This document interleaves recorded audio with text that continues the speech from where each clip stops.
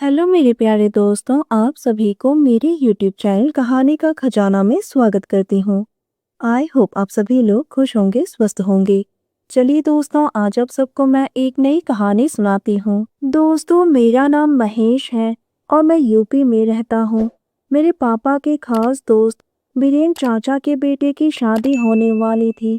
जैसे शादी का कार्ड देखा, मुझे सुरभि की याद आ गई, क्योंकि वही पहली लड़की थी जिसके साथ मैंने अपना कीमती वक्त बिताया था। 2 साल पहले जब वो मेरे घर आई थी, तब हम दोनों की अच्छी दोस्ती हो गई और कब हम दोनों एक दूसरे के करीब आ गए, हमें पता ही नहीं चला। हमने काफ़ी समय एक साथ गुजारे थे। उस दिन से हमारा ये राज बना रहा। मैंने सोच लिया कि चचेरे भाई रवि की शादी में जरूर जाऊंगा और सुरभि को एक बार फिर से खुश कर दूंगा। मैं वो सब कुछ फिर से महसूस करना चाहता था। मैं अपनी माँ के साथ शादी के घर पहुँच गया। जैसे ही मैंने सुरभि को देखा, दिल की धड़कन बढ़ गई। वो पहले से कहीं ज्यादा खूबसूरत हो गई थी। वो शॉर्ट्स पहनी हुई थी, गोरी गोरी जांघ, चेहरे पर थोड़ा सा मेकअप, बाल खुले थे, कमाल की लग रही थी। वो मेरी तरफ देखकर मुस्कुराई तो मेरी सांसें रुक सी गई। मेरी आंखों में शरारत भरी हुई थी। मैंने धीरे से पूछा, कैसी हो सुरभि? वो मेरी तरफ देखकर मुस्कुराते हुए आगे बढ़ी। बस ठीक हूँ भाई, आपकी बहुत याद आ रही थी। दोस्तों, चैनल पर नए आए हैं तो इस वीडियो को लाइक शेयर और सब्सक्राइब करें और एक प्यारा सा कमेंट जरूर कर दें। उसकी ये बात सुनकर मेरे दिल में हलचल हुई।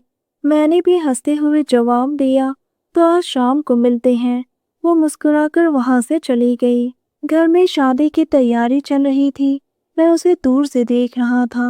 वो मुझे देखकर शर्मा रही थी।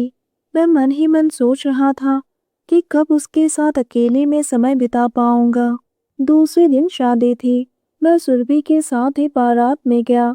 बारात में सभी एंजॉय कर रहे थे, लेकिन मेरी नजरें सिर्फ सुरभि पर ही थी। दूल्हे के घर वालों ने रहने के लिए 5 स्टार होटल का इंतजाम किया था। कुछ देर के बाद दुल्हा दुल्हन की जयमाला हुआ, फिर फेरे शुरू हुई और पंडित मंत्र पढ़ने लगे।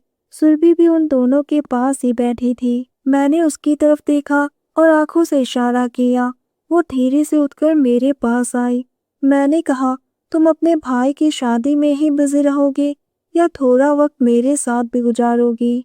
वो शर्माते हुए बोली, पहले शादी तो हो जाने दो।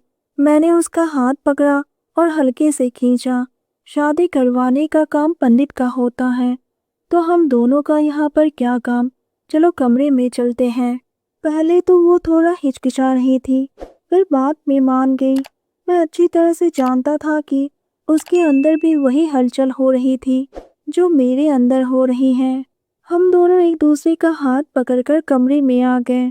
उसने एक बहुत ही खूबसूरत सी साड़ी पहनी हुई थी और वो खुद भी दुल्हन की तरह लग रही थी। हम दोनों बेड पर जाकर बैठ गए। कमरे में एसी चल रहा था, लेकिन हमारे बीच की गर्मी बढ़ती जा रही थी। हम बातें करने लगे, फिर धीरे धीरे आवाज़ कम होने लगी।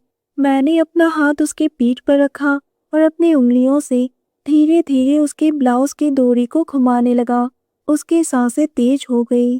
फिर मैंने उसे अपनी तरफ खींचा, उसके चेहरे को दोनों हाथों में लिया और होठ उसके होठों पर रख दिया। पहले हल्के से, फिर गहराई तक चूमने लगा। सांसें मिलने लगी। फिर उसके गले पर होठ रखा। उसकी गर्दन गर्म हो गई थी। उसकी आवाज़ कमरे में गूंजने लगी। उसका बदन कांप रहा था।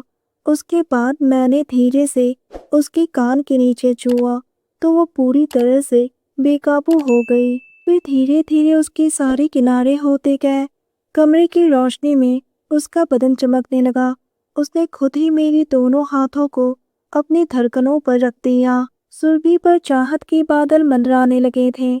उसने सिसकते हुए कहा, 2 सालों से इस पल के लिए मैं तड़प रही थी। मुझे आज जी भर के खुश कर दो महेश। मेरे दिल में जल रही चाहत की आग को मिटा डालो।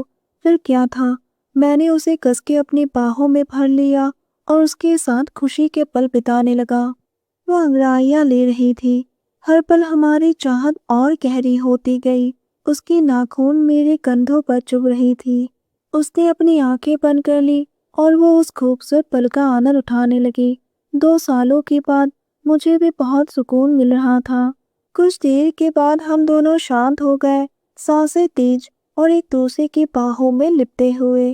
फिर वो उठी और अपने कपड़े ठीक किया। मेरी तरफ देखकर बोली, महेश बहुत ही सुकून मिला। उसके बाद वो कमरे से निकलकर अपने भाई रवि के पास चली गई। दोस्तों, आप सबने अपना कीमती समय निकालकर इस वीडियो को सुना। इसके लिए आप सभी को धन्यवाद करती हूँ। धन्यवाद दोस्तों।